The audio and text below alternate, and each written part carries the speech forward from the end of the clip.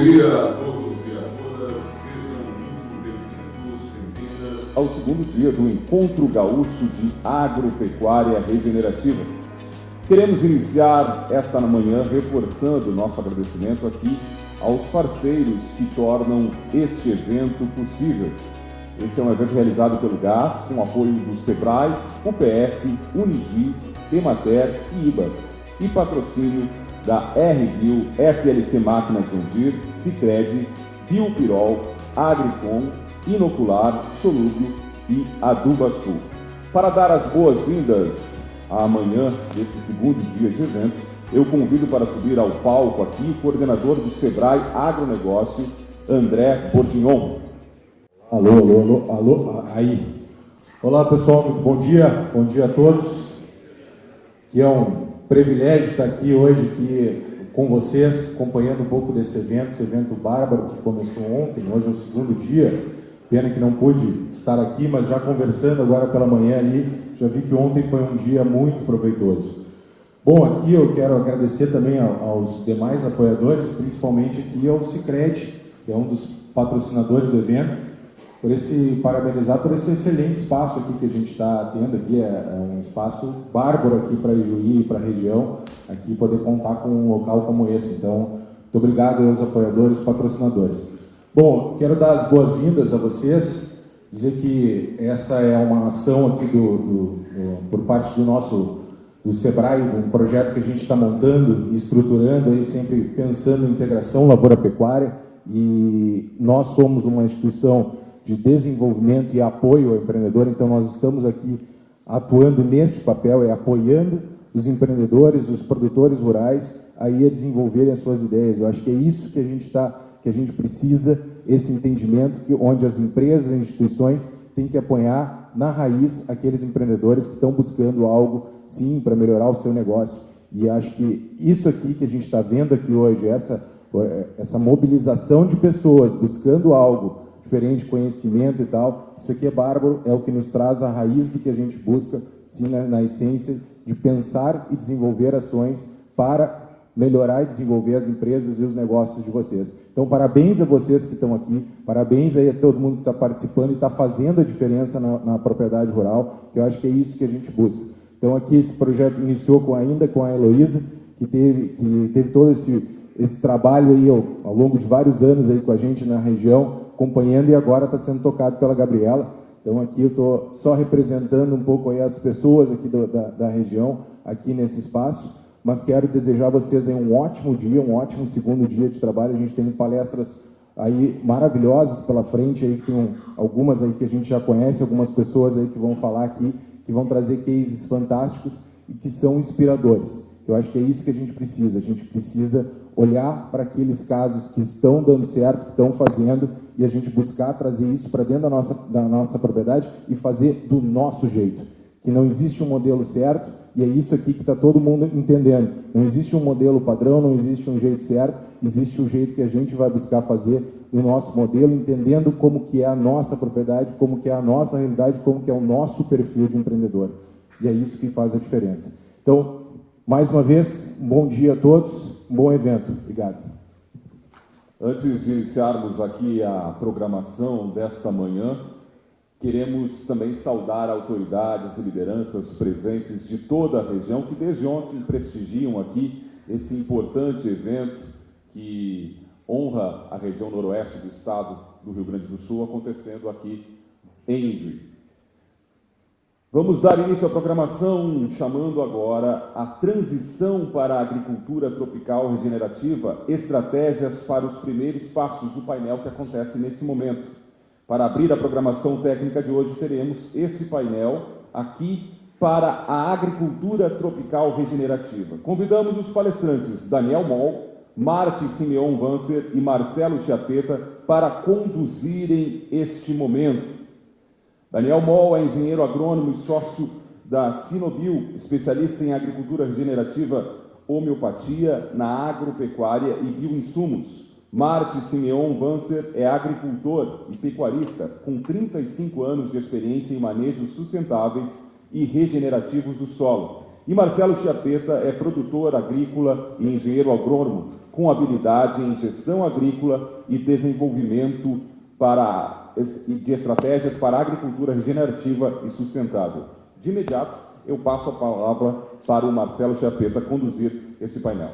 Bom dia a todos, bom dia a todas. Muito obrigado pelo espaço e agradecer imensamente ao GAS, ao Sicredi, a todos os apoiadores, os patrocínios. Eu vou tentar não me alongar aqui. E a ideia é trazer um pouco sobre os primeiros passos e discutir um pouco sobre resultados, principalmente, que a gente conseguiu nesses últimos anos, né? Eu queria fazer só uma homenagem, né, a quem vem antes, a sempre respeitar quem veio antes, meus bisavós, meus avós, meus pais. E eu acho que a gente sempre tem que lembrar, né, e dar o espaço para quem veio primeiro em tudo, na vida, nos negócios, na família. E também, principalmente, sobre as pessoas que fazem parte, né, de onde a gente trabalha, principalmente a equipe.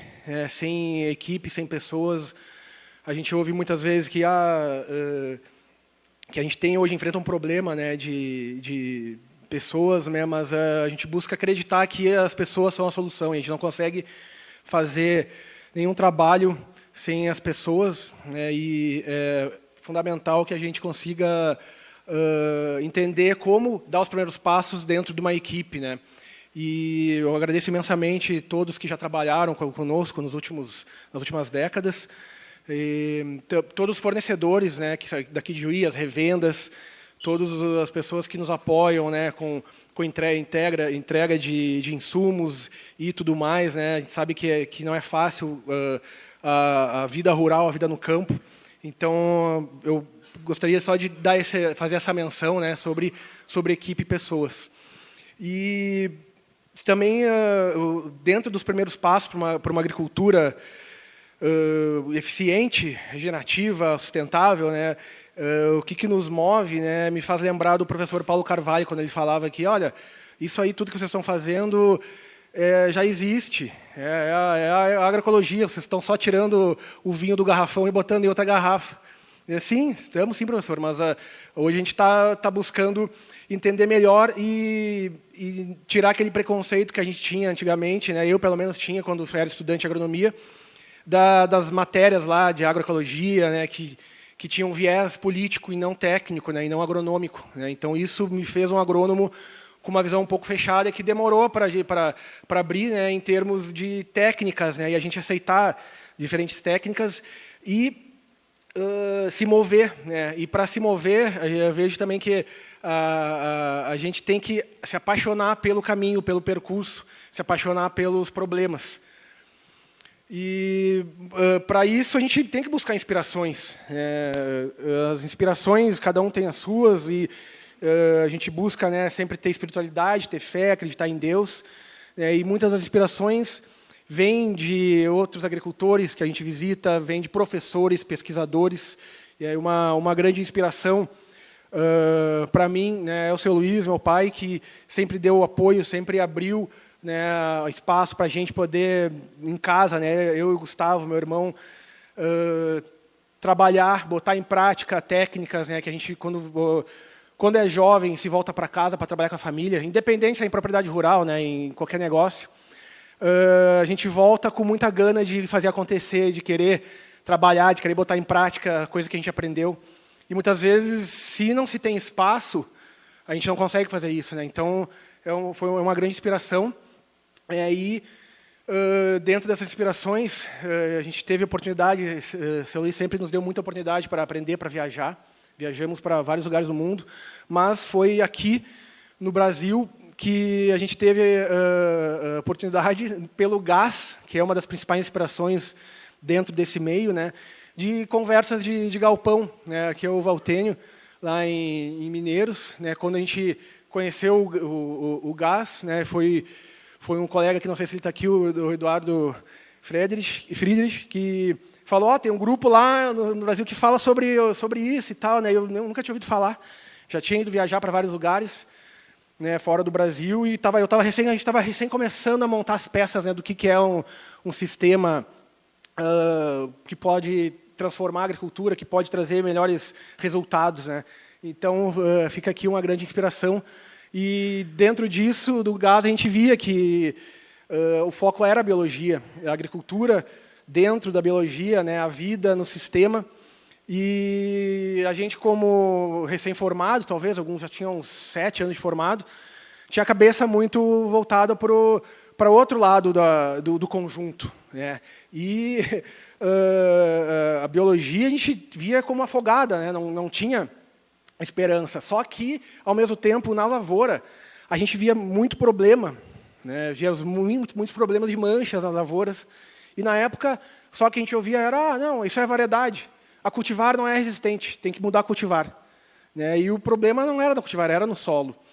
Então, aí que a gente começou também a buscar, entender a questão do solo e das diferenças, né? E principalmente quando a gente começou a trabalhar com irrigação. E aí volta tudo, né? Olha, mas será que então a gente precisa sim de terraços? Hoje a gente pensa, né? Olha, como é que a gente pode fazer para voltar isso? Como é que a gente conseguiria, né? Tirou tudo, agora, infelizmente, né? Mas a gente é necessário dentro de um sistema que a gente está enfrentando extremos. Aí conversando com a Embrapa, o Denardim, fiz estágio com ele uma época lá em Passo Fundo, 2009, e aí a gente conversava e ele, mas assim, Marcelo, tem que entender que quando a pessoa está doente, está com uma doença muito grave, ou ela tem que tomar antibiótico ou tem que fazer cirurgia. E nessa época lá já tinha alguma coisa assim, uma pulga, né? Mas professor, e como é que a gente faz então para não ter que ficar doente? Como é que a gente faz para não ter que fazer cirurgia? O que é necessário? Aí começam começam as discussões e aí que a gente começou a discutir, né, o que é possível, né? Que tipo de coisa a gente pode mudar, que tipo de ações a gente pode melhorar dentro de tudo isso. Então, aos poucos a gente foi montando esse quebra-cabeça, né? E numa linha de tempo, aqui tem um pouco mais de 10 anos, mas foram várias ações e práticas que foram dando certas e a gente, vamos juntar isso, né? E isso tem bastante coisa a ver com a publicação, né? Que foi lançada. E o que eu posso dizer daqui, assim, alguns pontos, são vários pontos, né? Então é difícil dizer, o que mais funcionou. Não existe um ponto só, é o conjunto todo. São vários fatores que contribuem, né, para uma melhoria. Mas, ao mesmo tempo, a gente pensa, mas para que tudo isso? É para o solo, é para a vida do solo, mas o rei e a rainha do tabuleiro são a soja e milho. Tudo isso é para quê? No nosso sistema, a gente busca integrar tudo, todos os manejos, tudo pensando nos pontos principais, que é soja e milho. Tá? Eu vou passar um pouco mais rápido aqui, né, falando de... Passar essa parte também que vou deixar para o Martin falar sobre alguns manejos de solo, né? Mas aqui algumas espécies que a gente vem trabalhando e quer trabalhar. A pecuária. Então, a gente vem fazer um agradecimento aqui para o Sebrae, né, que nos ajudou a desenvolver um trabalho de integração lavoura-pecuária com o ILP Juntos para Competir, com a Heloísa, né? Foi fantástico. Então, a gente teve grandes avanços na pecuária, né? E a pecuária, se bem manejada, ela só agrega para o sistema. E alguns resultados que a gente teve aqui para o sistema de lavoura-pecuária, infelizmente não tem como entrar a fundo nisso aqui, mas foram resultados que a gente não esperava, né? Ganho médio diário muito bons, só com o pastoreio, e saúde do solo e saúde financeira, né? É por isso que a gente faz o manejo e os primeiros passos são pensando nessa saúde, né? E como medir a saúde? Existem várias formas, a gente começou a fazer com esse equipamento aqui antes de surgir o BioAS, que é aqui que mede lá o teor de saúde do solo, né, com algumas enzimas, né, e outras técnicas mais visuais, né, e também pensando assim hoje na análise química, a gente ainda tem que cruzar informações da análise química. Mas já resumindo tudo, né, o que a gente tem que pensar na matéria orgânica, né? Naquela época, 10 anos atrás, mais de 10 anos atrás, 2011, a gente já conseguia uma matéria orgânica de 4% na lavoura, né?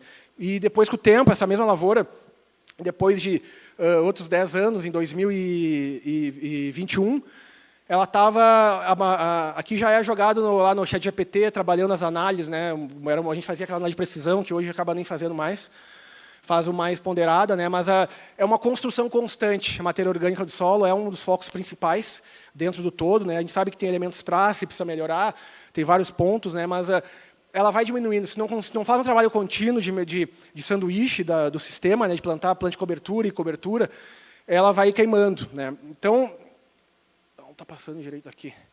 Já indo direto para os pontos das estiagens, né? A gente tem grandes extremos climáticos, né? Esse aqui é um histórico nosso desde 1984. Né? A gente pode ver direitinho nos últimos 20 anos, né? É uma seca extrema a cada 6 anos, em média, né? Então, são pontos que a gente tem que ficar atento e tem que tentar estar preparado para isso, né? E dentro dessa atenção, ao mesmo tempo, a gente busca melhorias onde? Na produtividade, principalmente, né? Então, cada um tem sua medida. Aqui são as produtividades que a gente está buscando atingir, né? E muitas a gente atingiu com custo baixíssimo, né? Um comentário especial para cultivar da Embrapa, que nos surpreendeu, é uma cultivar convencional, né? E ela é muito flexível, mas a gente teve resultados fantásticos com ela. Não era uma área muito grande, né? Mas por que a gente está apresentando isso? Para mostrar potencial produtivo dentro de um sistema de custo baixo. Tá? Aqui também, infelizmente, vou ter que dar uma passada meio rápido, que eu queria fazer um comentário do seguinte, né? Custo de produção é algo muito específico, né? E aqui são só custos variáveis, né? Então a gente sabe que custo fixo, cada um tem o seu, né? E isso é um trabalho para se fazer dentro de equipe, dentro da filosofia do sistema. Mas o ponto principal é isso aqui. Tá? O bioinsumos hoje representa 8% do nosso custo total da lavoura de insumos. Né? E é um custo relativamente baixo que está entregando muito. Então, esse é o ponto da discussão, né? Para a gente buscar entender, e não é a questão de, não, vamos reduzir custo mais. Não está acontecendo uma redução significativa do nosso custo ao longo dos anos. Levando em conta a inflação e tudo mais, né? Mas pensando, é uma migração de custo. A gente acaba, sai de um lado e vai para o outro. Então, também é um ponto para a gente discutir. Tá? Eu queria entrar num assunto aqui que é sobre, que também tem a ver com os primeiros passos, né? Porque aonde a gente quer chegar com os primeiros passos? Só numa agricultura mais limpa, com baixo custo, tá? Mas para quê? Né? Olha, a gente vai aumentar a rentabilidade. Isso gera um desenvolvimento saudável para todos dentro do sistema agrícola, no campo, para a cidade, né? Mas aqui é o preço da soja dos últimos 25 anos, as oscilações. Ninguém tem como saber qual é o melhor ponto de alta para venda. Assim como a gente tem que trabalhar o custo de produção, comprar muito bem e vender muito bem. Qualquer negócio, a gente tem que ter essa visão de comércio, né? E, dentro disso, até o Leonardo de Moura aqui me ajudou numa conversa muito interessante. Nós, agricultores, a maioria, nosso negócio é grão físico. Né? O nosso valor é grão. Tá? E os primeiros passos é isso. Depois de um tempo, tu começa a ter receita, e é isso que a gente quer, né? Que o agricultor passe de tomador de crédito a fornecedor de crédito. A agricultura brasileira ela pode ser, sim, uma geradora de valor, de riqueza, né? E não tomadora de crédito, a ponto de a gente saber, olha, é possível o agricultor ser um investidor. Né? E aí que está o roadmap, né? Um caminho de um mapa para a gente entender onde é que a gente quer chegar com os primeiros passos. É nessa independência da saúde financeira, principalmente. Então, um ponto, né, a gente pensa, mas investimento e tal é uma coisa chata, né? A gente gosta de plantar, mas é bom, às vezes, pensar nisso, porque é onde se quer chegar. Até que ponto, né, isso é interessante para um sistema. E é um problema bom se a gente pensar que, olha, vamos ter o pensamento positivo, vamos ter uma mente saudável, e que, olha, a agricultura brasileira ela pode, sim, virar a ser uma fornecedora de crédito para tudo. Né? E aí a mesma coisa que pensar num gráfico de diversificação. Olha, dentro de um sistema agrícola, tem várias opções. Né? Hoje, plantar trigo, plantar canola, plantar um milho muito no cedo é alto risco. Né? Assim como o risco o que fazer com o recurso depois de comercializar a soja. Eu não sei como é que está meu tempo, mas, para não me alongar, é o seguinte, assim, a gente ficou pensando, né, como é que a gente pode fazer uma conclusão dentro de tudo isso. Né? Então, a gente achou que esse tipo de contexto, né, como se fosse a agricultura, é um sistema programável, e o que a gente precisa fazer para programar ele? É um sistema aberto, é melhoramento contínuo, códigos, reprogramação, né, e não existe um código perfeito, né, um código colaborativo. Dentro da agricultura regenerativa ou agricultura biológica, os códigos são esse conhecimento coletivo. E a partir do momento que a gente entende isso, a gente consegue perceber, né, que é assim, um organismo vivo, porque quando a gente começa a enxergar o todo, dentro da programação de um sistema, a gente começa a moldar esse sistema. E aí cada um molda o sistema como quer, dentro da realidade, né, e sem sectarismo, né, sem preconceitos, né, mas pensando nessa saúde do sistema para prosperar como um todo, né. Então, sobrou um tempo, né, passo o tempo para o Daniel, para dar sequência, e fico agradecido pelo espaço. Obrigado ao Marcelo Chiapeta aqui, iniciando as falas do painel A Transição para a Agricultura Tropical Regenerativa, Estratégias para os Primeiros Passos.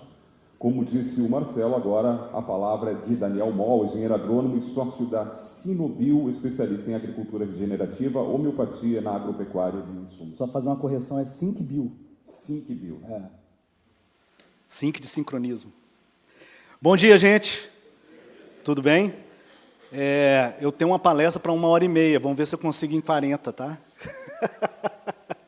Então, eu coloquei em destaque duas palavras do tema do nosso espaço aqui, que é transição e estratégia. Então, eu vou ver se eu consigo desenvolver em cima dessas duas palavras a sequência da minha fala, tá? Bom, eu atuo como consultor, sou engenheiro agrônomo, especialista em bioinsumos. Quem aqui está participando de um evento com esse tema pela primeira vez? Levanta a mão, por favor. Então, de uma forma geral, isso é bom, né, Eduardo? Esse é o objetivo. Tira a foto aí, Eduardo. De uma forma geral, a gente já participou de outros eventos também, como palestrante, como participante, conheço o GAS, inclusive aquela foto lá do início foi meu primeiro evento também que eu participei, que você colocou lá no Valtênio e tudo mais.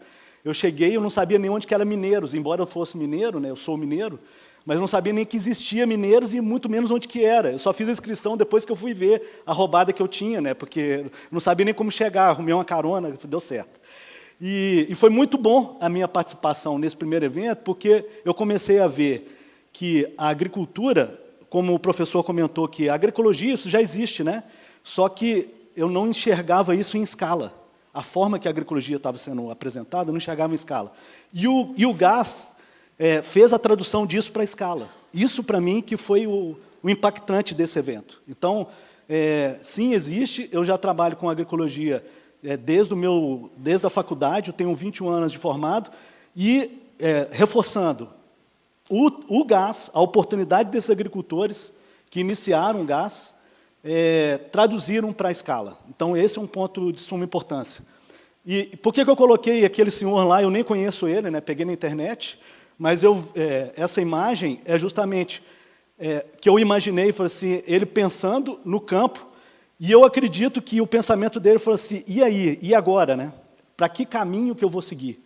Como eu começo? Eu acredito que boa parte de vocês tem essa pergunta junto com vocês. Qual que é o início disso tudo? Eu ouvi um monte de coisa, fui no Marcelo e tudo mais, mas e aí? Voltando para a realidade, qual que é o caminho? Qual que é o início? Aí, eu peguei essa imagem, a gente tem uma estrada, uma lavoura de milho e várias entradas, né? Vários carreadores. É dessa forma mesmo que se apresenta. Então, você tem várias oportunidades, ou vários caminhos, ou várias estratégias que podem ser desenvolvidas, mas você tem que escolher em função das suas características. Embora alguns princípios da agroecologia, da regenerativa, eles têm que ser respeitados, é importante serem respeitados, que eu vou tratar aqui na sequência. Mas a escolha e o caminho que vai ser seguido é a sua escolha, a sua característica, e principalmente a integração da realidade que vocês estão inseridos. Então, a transição regenerativa tem a ver com isso, com a questão da estratégia e da escolha de qual caminho seguir. Quando a gente fala em agricultura regenerativa, nós temos que pensar em alguns princípios, alguns pilares. Então, biodiversidade de suma importância, biodiversidade tanto de planta quanto de micro-organismo, quanto de tomadas de decisão. A questão do ciclo da água, de suma importância também, porque, afinal, se não tiver água, eu acho que os gaúchos, mais que ninguém, entendem bem isso, né? Se não tiver água no sistema, e quando você insere um manejo regenerativo o mais complexo possível, mais você tem a disponibilidade da água para ser trabalhada, mesmo no momento, em situações de estiagem. Serviços ecossistêmicos, por exemplo, o controle biológico natural, é um serviço ecossistêmico, ou seja, você tem micro-organismos presentes no seu sistema que controla, mesmo sem uma aplicação, aquele doença ou aquele inseto. Vou mostrar um exemplo na sequência. Resiliência climática, justamente em função de todas essas características que eu estou colocando aqui, a resistência à mudança climática, né, ou os extremos climáticos, ele se torna melhor, mais significativo, e eu vou mostrar um exemplo no final, justamente por causa da questão da resiliência, a capacidade de reagir a um extremo climático. Saúde e vitalidade do solo, isso é uma questão sine qua non, nós temos que começar tendo isso como base, a questão de vitalidade do solo e pensando e influenciando a saúde, né? Gente, basicamente, eu trouxe esse slide da Andrius, que é um curso que sempre acontece anualmente, organizado pela equipe do Andreotti, lá da Exalc, e esse slide é muito legal, porque ele fala sobre a questão de transição, mas não deixando de lado questões importantes, como, por exemplo, o ajuste grosso, o nível 1, que eles chamam de ajuste grosso, que é o quê? Boas práticas, gente. A gente não pode esquecer de boas práticas, entendeu? Então, a questão conservacionista, o Marcelo mesmo comentou sobre as curvas de nível, as bases largas, tudo mais. Então, a gente tem que pensar nisso. As plantas de cobertura, então, isso está inserido em boas práticas. Um plantio direto bem feito, isso é de suma importância. Então, esse nível 1, ele tem que estar primeiro cumprido, para depois você ir para os outros níveis em sequência. O nível 2, que é um nível mediano, é justamente você recuperar essa vitalidade de solo de uma forma mais completa, entendeu? E eu vou comentar um pouco sobre isso, que é o meu métier. E, por fim, pensando em rizosfera, que é o quê? O entorno da raiz da planta, a gente colocar ou buscar inserir micro-organismos que sejam interessantes para aquilo que nós precisamos em termos de controle, ou em termos de proteção, ou em termos de promoção de crescimento, em termos de disponibilização de nutrientes, e aí vai.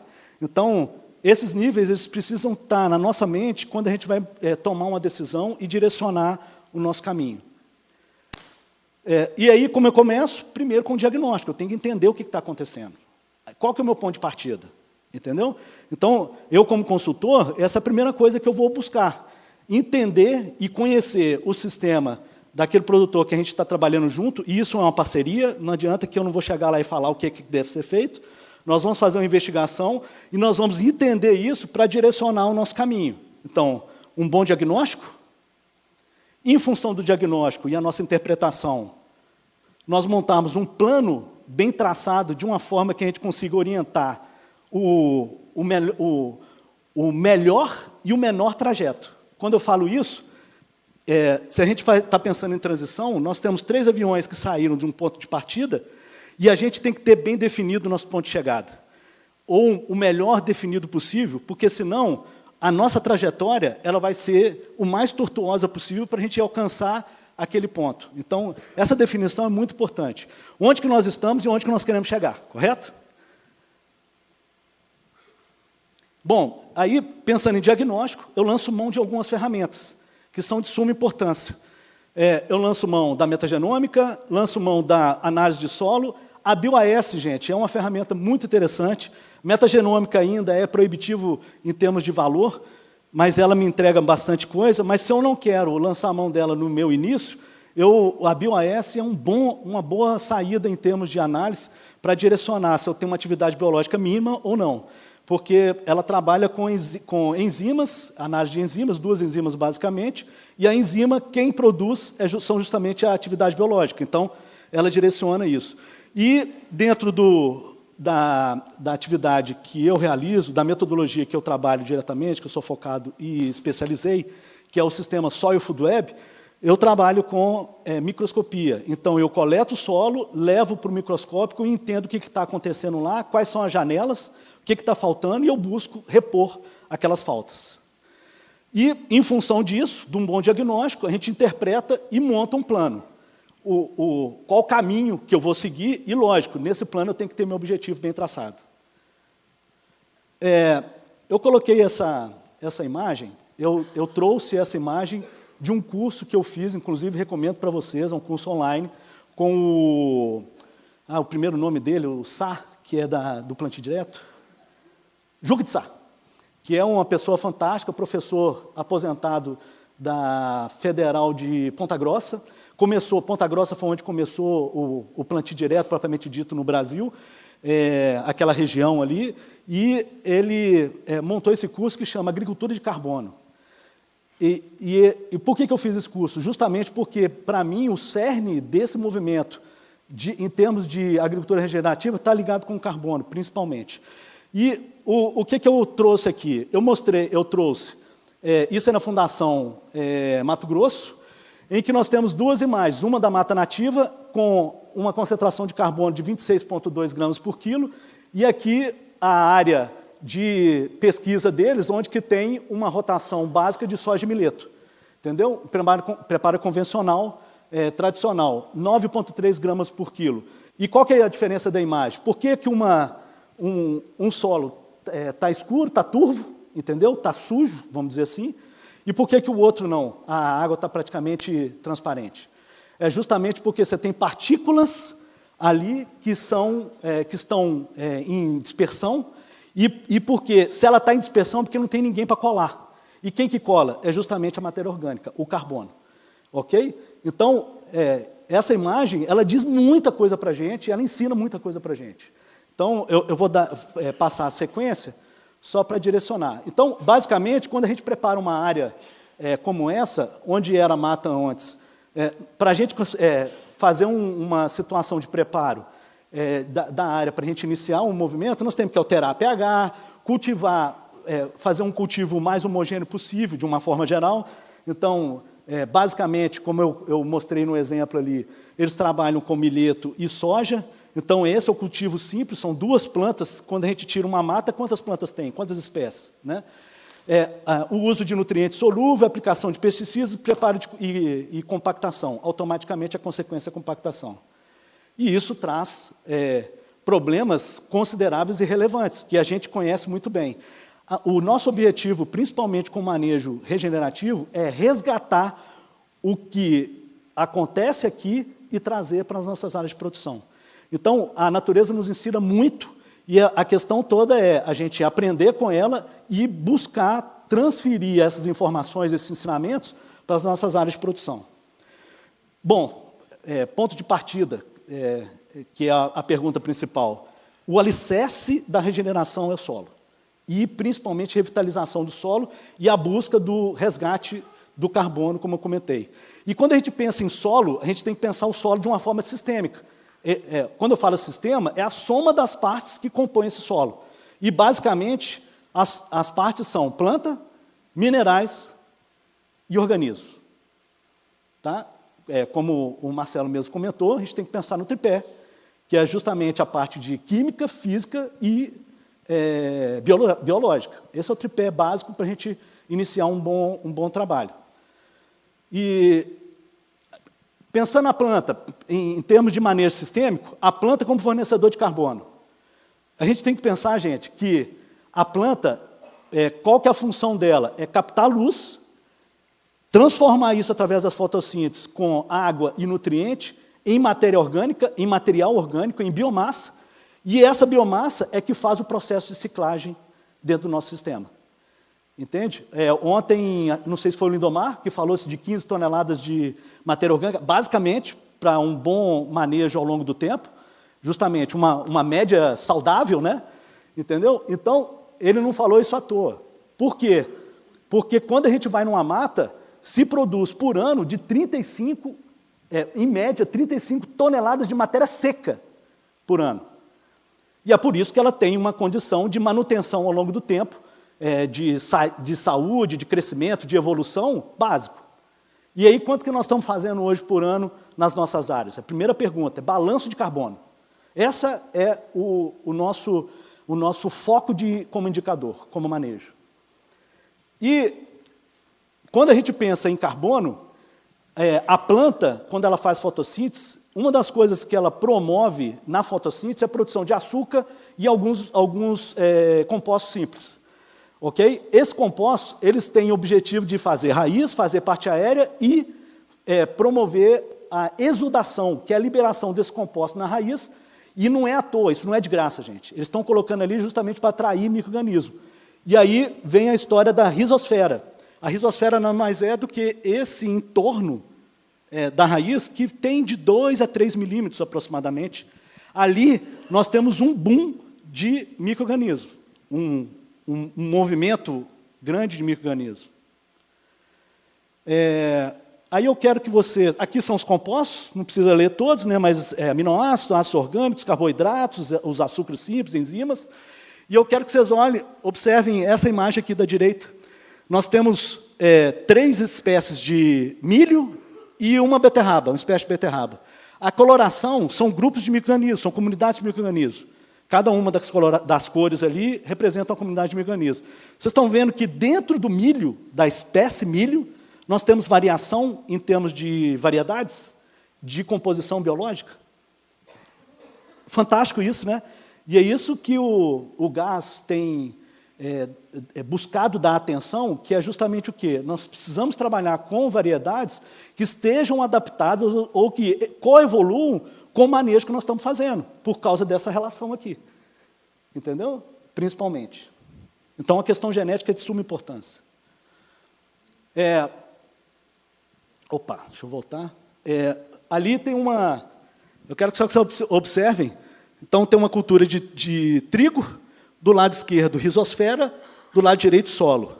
Vejam a diferença de composição de bactérias, por exemplo, tem de 23 para 1. Na rizosfera, nós temos 1.200 número de propágulos, né, para 53 no solo. Ou seja, no entorno da raiz, acontece muita coisa.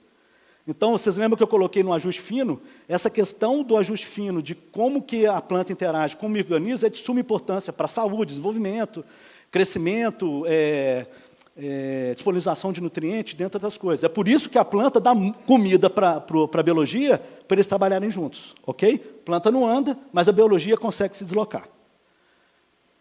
Opa.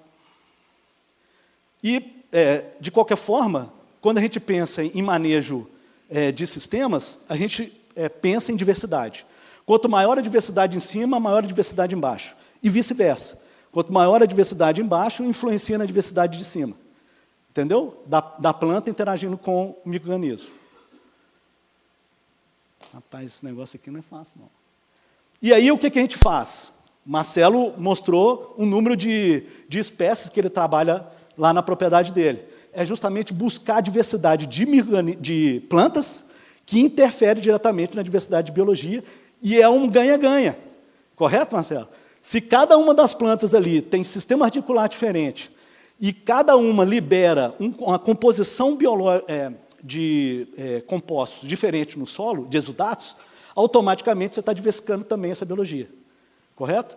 Então, isso é de suma importância. Diversidade de planta influenciando a diversidade biológica e automaticamente trazendo saúde. E o que significa isso? Significa que, quanto mais eu estou promovendo diversidade, mais eu tenho capacidade, num extremo de temperatura ou num extremo de pH, por exemplo, eu ter micro-organismos que se dão bem num sistema mais ácido ou micro-organismos que se dão bem no sistema mais alcalino. E eu falo para vocês, essa variação acontece dentro de um ciclo, inclusive num sistema radicular, numa raiz. No comprimento de uma raiz você tem variação de pH.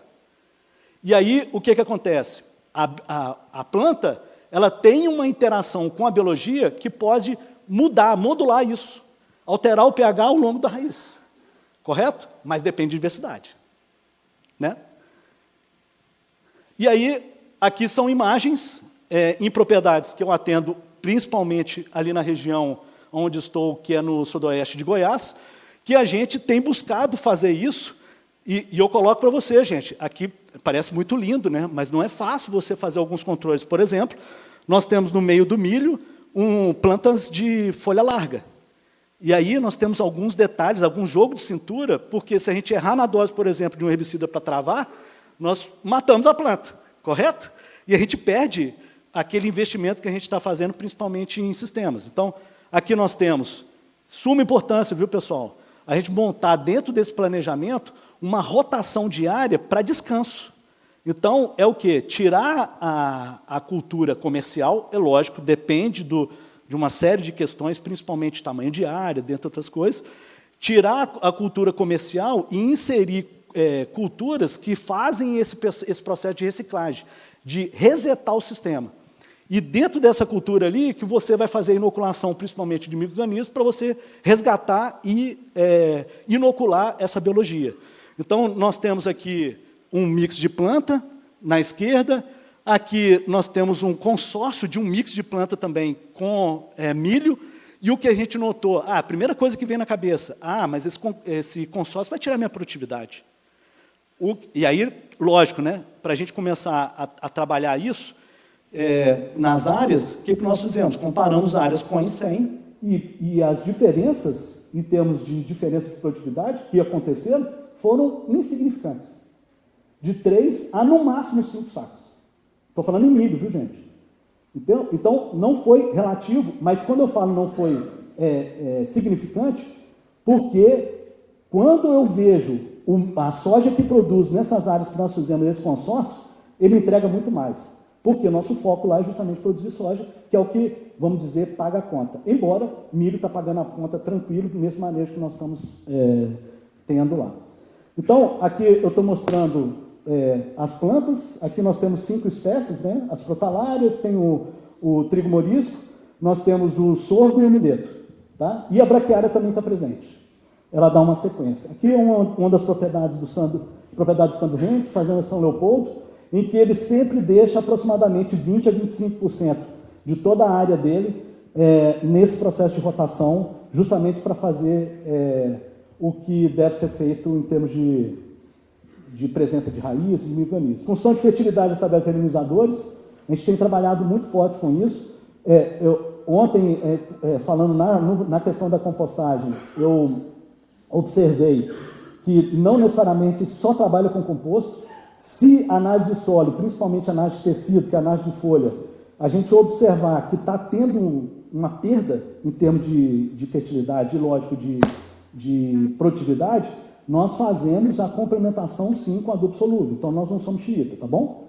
Então, mas o que a gente tem observado, eu trouxe esse experimento que está no 5º ano, está para ser publicado, é uma orientada do Carlos Cruciol, eu comentei sobre ele com algumas pessoas, em que ela está avaliando, comparando KCl com o fonolito, que é um reminizador, um pó de rocha, que ele tem uma composição de potássio interessante, e, além de comparar isoladamente, também tem o fonolito associado com a Braquiária rusiziense, com composto e com composto Braquiária rusiziense. Então, presta atenção, eu trouxe só um slide porque a gente não ia conseguir tratar sobre todo o experimento, mesmo porque ele está em tramitação, ele vai ser publicado, se não me engano, no final desse ano. Observe onde que estão as setinhas vermelhas, correto? Aonde que está o vermelho aqui, ó, é o KCl, onde que tem a coluna vermelha, tá bom? Praticamente, ele se posiciona bem em todos os indicadores, peso de 1000 grãos, produtividade em termos de grão, né, quilos por hectare, o potássio na folha, esse NGP eu não sei o que é, você sabe, Eduardo? NGP, o da direita aqui. Bom, então o KCl faz a função dele, correto? Agora, eu quero que vocês observem que aonde que você faz complexação, que você traz a relação do milho com a braquiária, que você traz a relação do composto dentro da jogada, o que ele nos entrega? Aqui, ó, que é justamente aquele fonolito mais composto orgânico, fonolito mais a braquiária mais composto orgânico. Então, complexou, trabalhou em sistema, a coisa acontece. O Fábio vai falar mais tarde, ele vai reforçar isso, correto? Ok? Então, eu estou só trazendo isso aqui, gente, por quê? Porque para perder o medo de trabalhar com reminizador. Perder o medo. E primeira coisa é perder o medo em função da informação, e a segunda coisa, façam. Tire um canto da sua área e faça. Ok? Comece pequeno e vai avaliando, e principalmente monta uma estratégia bem feita, né? Ok, obrigado, gente. Os universitários estão aqui para dar um apoio. Eu estou aí, gente, quando a gente trabalha com regenerativo, a gente tem que pensar sempre em uma boa análise. Quando eu falo análise, um bom acompanhamento ao longo do ciclo, ok? E eu sou muito fã de análise de folha. E eu sou fã da análise de folha da Laborsola. Aí eu vou fazer propaganda sim, porque para mim é um dos laboratórios principais, desculpe se tiver outros representantes de outros laboratórios, principais que tem trabalhado com esse foco na regenerativa, tá bom? Então vou fazer uma propaganda, porque tem que valorizar isso. E eu trabalho com essas análises de folha justamente porque essa aqui é um Amor do Peão, é um cliente que começou comigo no final do ano passado, e eles falaram assim: Daniel, nós trabalhamos aqui com cama do gado, eles têm confinamento, a cama do gado com o pó de rocha. Eu disse, ok, eu nunca tinha trabalhado com ele, sabia que dentro do gás tinha gente que com sucesso utilizando esse sistema, mas como eu não tinha trabalhado, eu fiquei naquela, beleza. Mas eu só trabalho com vocês nesse sentido se nós tivermos a oportunidade de fazer a análise de folha, para fazer o acompanhamento. E eu quero que vocês observem, e nós comparamos o KCL ponto a ponto, viu? 90 pontos de um e 90 pontos do outro, com o KCL e o sem KCL. No caso, o KCL é a cama do gado com o reluminizador, que é um micaxisto que é fácil na região. Observem, gente, eu quero que vocês observem para ficar mais fácil de visualização. Ali o índice DRIS, que é onde que estão as bolinhas aqui embaixo do lado esquerdo, com KCL e sem KCL. Esse aqui é um talhão, eu vou passar a sequência, observem isso. Próximo talhão, manilha, olha a distribuição do nutriente. Outro talhão. Vocês já ouviram aquela música do Marcelo D2, que ele fala a procura da batida perfeita? Acho que alguns não ouviram, porque é meio polêmico, mas a gente está buscando a fertilidade perfeita. E quem está entregando isso é justamente a integração de biológico, remelizador que não agride a biologia, e ela pode trabalhar de uma forma mais completa possível, e a prática de planta de cobertura, que é justamente o carbono. Outro talhão, João Goiano. Represa, outro talhão. Observem como está a distribuição. E aqui eu trouxe o menor resultado. Nós tivemos outros, eu fiquei com vergonha de trazer os outros, porque senão o nego vai falar assim, pô, esse cara veio aqui e vem mentir forte, né? Eu não quero isso. Então eu trouxe o menor resultado, que é 3,4 sacas de diferença, aonde que não tinha o KCL. Uma observação, gente. Projeto bem montado, tá? Projeto bem montado. Agora eu quero fazer uma outra observação da importância do uso da análise de folha. Observe o molibdênio e o cobalto. Todas as análises não tinham presença ou concentrações muito baixas. Ok? O que é cobalto e molibdênio? Aí tem o níquel também que eles colocam, mas cobalto e molibdênio basicamente fixação de nitrogênio, ela interagir diretamente. Fixa nitrogênio significa que eu vou melhorar a minha proteína. Se eu estou melhorando a proteína, interfere aonde? Peso de grão. Então, nós vamos melhorar nosso resultado para o próximo ano, porque a gente já começou a identificar coisas que são básicas, viu? São básicas, tá? Mas vem cá, dá mais de 10 melhores? Dá. O Eduardo perguntou se dá mais de 10 nos melhores, né? Dá. Então, ok. Mas eu não vou falar sobre mágica, né? Vou falar sobre realidade. Então, aplicação do remelizador sobre plantas de cobertura. Então, esse é um fator de suma importância. Você entrar com o remelizador, aonde que você tem interação do mineral junto com a planta de cobertura e a biologia. O manejo da massa, no caso aqui é braquiária, isso aqui era em Guaíra, primeiro cliente que eu tive, que abriu a porta para a gente fazer um trabalho. Gente, tem muito pecuarista aqui, desculpem, tá? O que a gente está fazendo aqui. Porque imagina uma massa dessa aí com um gado aerado em cima, aproveitava muito mais, né? Então, eu sinto muito, mas a gente não teve condição de fazer isso. Inclusive, hoje ele está pensando já em fazer a integração dos animais por causa de uma questão, por causa da cerca móvel, que é a cerca elétrica. Então, a gente hoje tem condição de fazer. Esse aqui é uma representação do sistema que a gente trabalha de diversificação de micro-organismos, o sistema Soil Web. Então, nós estamos fazendo um extrato de composto para aplicar sobre aquela massa toda que está sendo rolada, com o rolo faca. E aí, aqui tem algumas imagens, inclusive uma das imagens aqui é um nematóide. Como assim? Esse cara está falando para aplicar nematóide na minha área. Vocês sabiam que mais de 80% dos nematóides presentes na natureza são benéficos? São de vida livre? Eles não precisam de planta, ou seja, não danifica a planta. Estão entendendo? Não é fácil assimilar isso, porque você só pensa no que existe nematóide para detonar a sua planta, mas não, pelo contrário.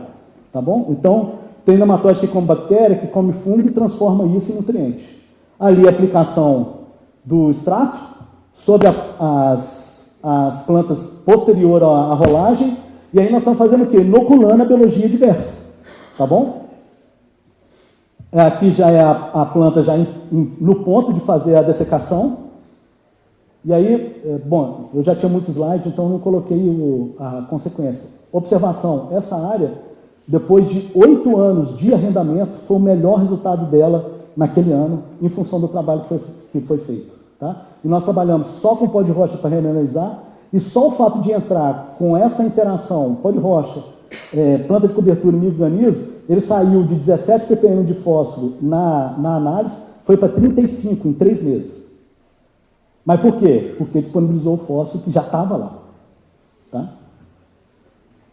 Biologia diversa, nós temos que pensar na biologia não só fungo e bactéria, que é o tradicional, mas também em outros micro-organismos, como, por exemplo, escolêmbulos, rotíferos. A gente encontra tudo isso aqui, viu, gente? Dentro do composto Soil Web. E essa microbiologia diversa, ela é de suma importância justamente por quê? Porque a gente, assim como na natureza, se a gente tem um indivíduo que ele está sobressaindo, nós precisamos de um predador para diminuir ele. 10 minutos, ótimo. Estou bem. Acho que eu vou conseguir. E aí a gente precisa do predador. Quem que é o predador? São os nematóides, são os protozoários, são os microartrópodes, que são de suma importância dentro da cadeia. Ok? Então, isso aqui é um experimento que, inclusive, o Rodrigo Mendes, quem não conhece ele, eu recomendo, procure Rodrigo Mendes, da Embrapa Meio Ambiente. É um cara que trabalha muito com ecologia de micro-organismos e trata sobre diversidade. Tá bom? Reforçando a importância da gente trabalhar a rizosfera, e essa imagem foi de um experimento que o Rodrigo mostrou que um micro-organismo, uma biologia bem formada, um microbioma bem formado no solo, ele vai fazer, inclusive e principalmente, controle de doença. Como? Não só no entorno da raiz, mas dentro da raiz e dentro da planta. Quando a gente trabalha, eu gostei muito acho que foi o Lindomar que falou sobre usar plantas e folhas de áreas de cultivo. Nós trabalhamos muito com plantas de cobertura nas nossas compostagens. Ou seja, planta de cobertura nas áreas de cultivo, a gente roça ela e usa no composto. E por quê? Porque a biologia que está no solo, nas áreas de cultivo, ela está transitando na planta. Então, nós trazemos para a nossa compostagem. Então, nós estamos o quê? Multiplicando ela e levando para as outras áreas, fazendo essa transição de micro-organismos. Aí vem a metodologia rapidinho da Soil Web. A gente pega inóculo na mata assim. Além do inóculo na mata, a gente usa essas plantas de cobertura. Promovemos o composto, no caso a demanda, nessa propriedade, por exemplo, que é os Compier, lá na Brasilândia, lá em Rio Verde, o volume de composto que eles necessitam é grande, a gente já não usa mais os cilindros, a gente usa o compostador. Mistura ela numa composição X, deixa ele amadurecendo durante um período, por quê? Para que a composição de organismos ela se equilibre dentro do que a gente busca. E aqui eu estou mostrando nessas placas de Petri aqui, que eu trouxe uma coisinha, um pedaço do composto, e a gente mostra que tem diversidade de micro-organismos crescendo no composto. Tá? Aí o que eu faço? Trago esse composto e vou acompanhando ele ao longo do tempo, como é que ele está comportando biologicamente. Todos esses organismos estão naquele compostinho ali. Quando a gente traz para o microscópio, a gente consegue contabilizar isso e tomar decisão. Ó, tá bom, já podemos usar ou não. Por enquanto não, vamos deixar ele amadurecer mais tempo. Aqui os relatórios de análise, a gente basicamente dá uma atenção para bactéria e fungo e para a relação fungo-bactéria. Aqui é o mesmo composto. A gente viu que desde o início a gente começou a avaliar, a relação veio crescendo até chegar onde que nós buscamos. Essa relação de fungo-bactéria é adequada para grãos.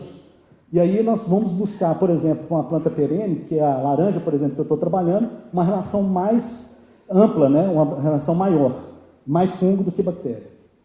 Aqui é o aspecto de um dos compostos que nós fizemos numa propriedade de café, lá em Minas Gerais. Então, olha a diversidade, fantástico. E aí, depois que nós fizemos essa avaliação, o que a gente faz? A gente faz a extração.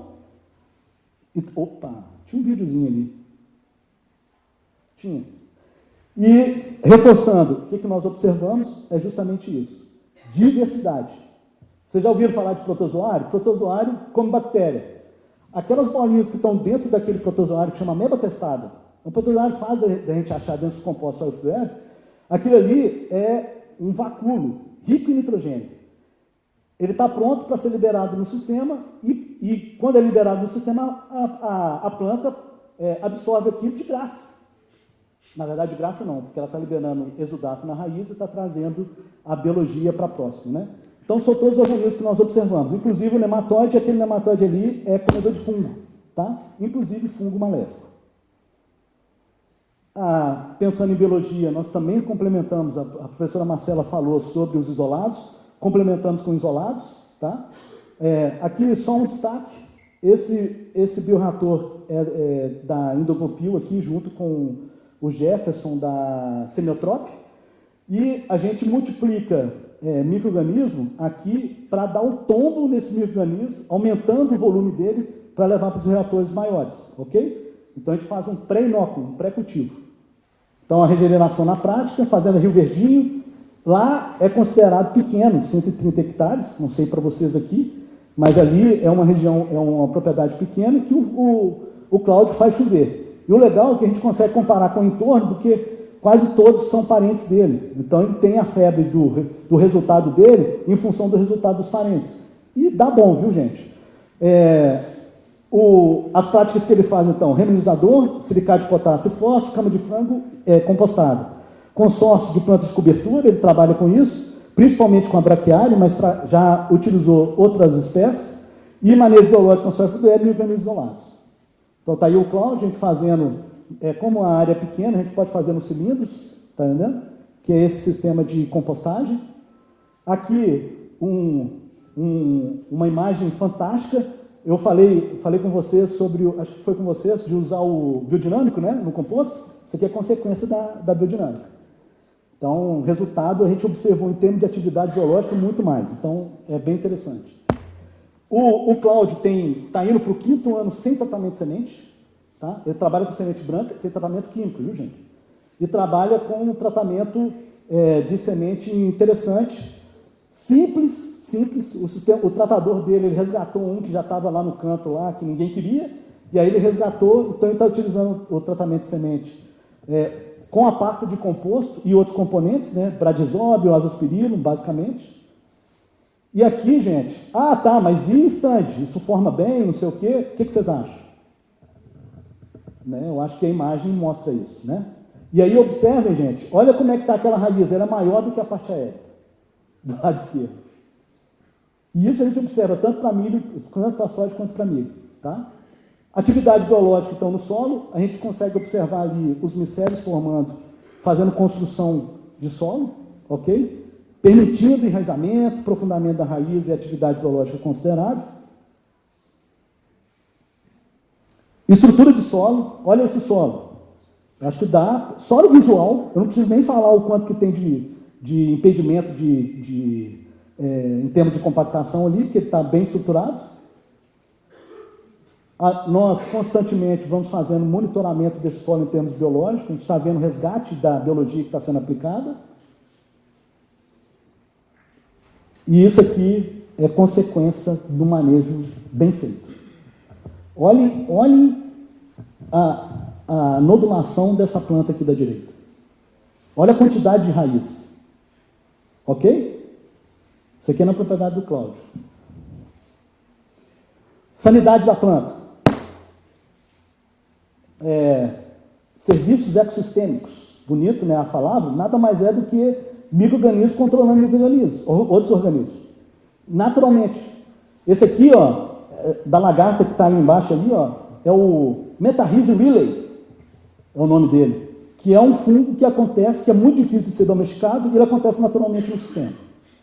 Tá? Aqui está o Cláudio, com o milho que passou por uma seca de 60 dias e produziu 90 sacas. Conclua. Não vou conseguir, tá? Mas eu vou tentar. Aqui a metagenômica, consequência da metagenômica. Por que que o milho passa muito bem quando a gente pensa em seca? Porque os indicadores que direcionam para ele passar pela seca em termos biológicos são muito bons. Então, a metagenômica mostrou isso para a gente. Aqui o milho, o Cláudio não faz mais controle para a lagarta da espiga, porque o sistema dele faz por ele, tá? Eu vou passar rapidinho na Fazenda Tropical, depois eu convido para vocês, nós vamos ter um dia de campo no ano que vem, no dia 12 de maio, já ficam convidados, save the date, né? Salve a data aí no calendário de vocês, da Fazenda da família Vanderbroek, que é em Montevideo. Aqui está a sede da fazenda, nós começamos por aquele pivô lá. Hoje eles têm metade da área, são 1.450 hectares, metade da área irrigada. Começamos por aquele pivô. As práticas são um pouco mais intensivas, adubação com composto orgânico, crescimento com polinizador, rotação e consórcio de planta, manejo biológico, consórcio do web isolados, integração lavoura-pecuária. 85% de redução de adubos solúveis na área, por conta de toda aquela integração que eu mostrei para vocês. Então, eles fazem um composto orgânico forte. Ali é o que estava sobrando quando eu cheguei na fazenda. Eles custaram para conseguir limpar esse barracão, levou uns 3 anos de adubo químico. É o que estava sobrando, né? As plantas de cobertura, o pai do Eric, o seu Mário Maria, que começou há 35 anos atrás o sistema lá foi uma das propriedades que teve o primeiro simpósio de plantio direto do estado de Goiás. Então, ele já tinha essa atenção de trabalhar com plantas de cobertura já muito, muito bem feito. Aqui é só FWeb, também com diversidade. Aqui, integração lavoura-pecuária. Aquelas manchas vermelhas lá, é que eles fizeram a reforma no ano passado das bases largas, né, das curvas. Aqui, trabalhando com integração lavoura-pecuária, que só é possível nas áreas de produção quando tem a cerca elétrica, a cerca móvel. E aqui, gente, eu quero que você observe, do lado esquerdo, onde que tem uma fatia aqui, ó, do lado esquerdo, aqui é mapa de colheita, comparando com o lado direito, e olha, para conseguir colocar 4 sacas a mais, 3 sacas e meia, do lado esquerdo para o lado direito, numa área que já é de alta produtividade, não é fácil, tá? Mas a atividade, e aí aqui nós começamos a trabalhar com software web via pivô. Tá. Na verdade, aqui nós fizemos 3 aplicações via pivô do extrato de composto e lá não. Basicamente isso. Os indicadores biológicos. Isso no inverno, viu? Na seca. Tá? Então a gente estava irrigando para o pasto, e aí a gente colocava o extrato, aproveitando a irrigação, e aí no verão não colocando nada. Então quer dizer que ela instalou durante esse período. Sistema tradicional, então, a gente tem um diagnóstico aqui que mostrava com a falta de vários micro-organismos que são importantes no sistema. Então, tudo que está em cinza não detectado. E aí, comparando com 15 meses de manejo, olha o que aconteceu em termos de coloração. Só grava a coloração. O Fábio tem um exemplo fantástico disso também.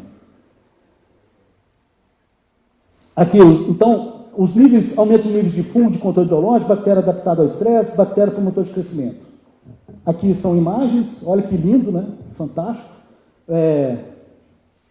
A fazenda reduziu, em termos de 70% o uso de fungicida nessa última safra. Aqui está a fazenda. Eu trouxe eu juro que eu vou finalizar, eu trouxe esses 3 pivôs porque foi muito relevante pensando em seca. Na safra retrasada, teve uma seca, principalmente no início do desenvolvimento da planta, considerável. E aí aquelas plantas mais ligeiras, no caso a guepardo, que é uma variedade que é muito utilizada, muito produtiva, mas se faltou chuva, porque ela é rapidinha, né? Não é à toa que chama guepardo. Foi plantada a mesma cultivar nos 3 pivôs, sendo que com diferença de um dia, praticamente. E o manejo é que diferenciou. Gente, esse custo que eu trouxe aqui é custo, inclusive, de oportunidade, que é justamente, se ele alugasse a área, quanto que ele receberia. Então, ele coloca isso no custo. Ele tem uma planilha de Excel que ele tem 15 anos que ele acompanha, que é o ERIC, em que é custo cheio, tá bom? Então, um dos pivôs, bom, eu não vou lembrar qual que é o pivô, um dos pivôs produziu 74,7 sacas por hectare. Em pivô é uma produtividade considerada até baixa na região, né? Com 2 aplicações de fungicida e 3 aplicações de inseticida. E aquele pivô que eu mostrei lá no início, que é onde nós começamos, nós produziu 88,2 sacas por hectare, no comparativo, aumento de 15% em termos de produtividade e redução de 21% de custo de produção. E a taxa de retorno, quanto foi? Que é o que importa, que é o que sobra no bolso? 41%. Aquele pivô da direita se vendeu, que eles são integrados de uma empresa que vende para semente, ele vendeu 100% da área do pivô para semente, o da direita, né? O da esquerda não. Então ele teve um acréscimo de 10% em termos de prêmio, né? Tá?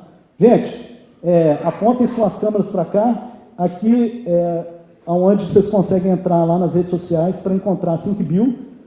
Acompanhe a gente, fique ligado aí no nosso evento que vai acontecer no ano que vem, tá? E possivelmente vai ser um evento integrado com gás, que a gente acredita que vai ser bem legal, tá bom? A transição regenerativa vai além do plantar, ela constrói um solo vivo e resiliente para o futuro da sua produção, promove lucro e liberdade e liberta você da dependência de insumo. Grave esse final. Começa agora, regenere um amanhã. Muito obrigado.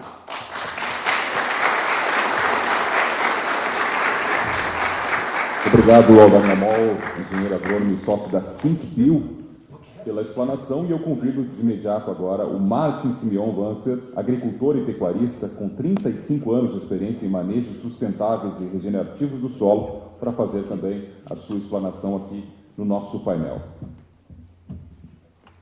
Um bom dia. Como já apresentado, eu me chamo Martin Simeon Vancer, sou produtor rural e é um privilégio estar junto com vocês aqui, porque eu nasci em Juiz, sou natural de Juiz, Rio Grande do Sul. Eu estou há 39 anos, fiquei 2 anos em Lusiânia, no estado de Goiás, e depois nós retornamos para Maracaju, Mato Grosso do Sul, aonde eu mexo com agricultura. Atualmente nós plantamos milho e soja, e a minha área é 100% arrendada. Portanto, o que me motiva a buscar informação e buscar as práticas que deem resultado é o valor do arrendamento que eu pago, que a cada 5 anos, 6 anos, ele aumenta. Então, não é meu pai que manda eu correr atrás, nem meus irmãos, nem minha mulher. Eu sei que eu preciso dar meus pulos e ficar esperto, senão a atividade, senão o mercado me tira da atividade. Então, eu quero apresentar um manejo que eu faço, como foi que eu comecei, e vou mostrar resultados. Os resultados são as análises de solo, análise de folha, como o Daniel mencionou, e eu falo para vocês, acreditem em análise de solo, acreditem em análise de folha, e tentem conhecer a área de vocês, que nem vocês conhecem a palma da mão de vocês. Isso aí é fundamental, porque o sucesso de resultado vocês só vão ter a partir, como você falou, já de diagnóstico. E não é olhando a propriedade do vizinho ou de um cara que está bem estabelecido que vocês vão ter bons resultados. Vocês vão ter que puxar informação, levantar informação, ver em que altura do campeonato vocês estão e dali para frente planejar e buscar fazer estratégias para tentar melhorar a produtividade. Bom, aqui está a propriedade. A princípio, essa propriedade é uma propriedade, que nem eu comentei, arrendada. Ela é de 1.400 hectares de lavoura. Hoje ela está dividida porque nós trabalhávamos em família e aí houve uma divisão, eu e meu irmão, atualmente. Então ele planta metade da área e outra metade da área eu planto. Como arrendatário, nessa área, fazem 25 anos que eu estou nela. Então, e eu cataloguei informações desde o começo. Análise de solo eu tenho desde os primeiros anos, eu tenho guardado. São observações que são interessantes para vocês fazer os comparativos e ver o que está acontecendo.